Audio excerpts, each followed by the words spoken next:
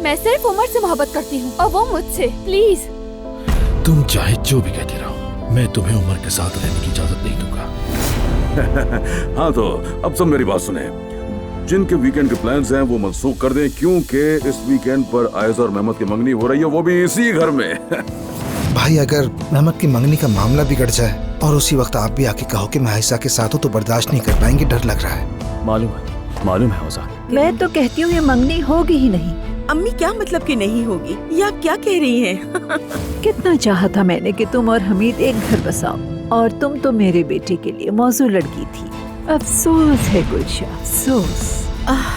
अगर सिर्फ मोहब्बत ही काफी होती तो खैर क्या कह सकते हैं, यही जिंदगी है। हाँ यही तो। या तो तुम मेरे साथ मंगनी करो और ये बातें बुलाकर मुस्तकबिल की तरफ देखो, या फिर जिससे तुम मोहब्बत करते हो उसके बाप के मौत की जिम्मेदार बनो।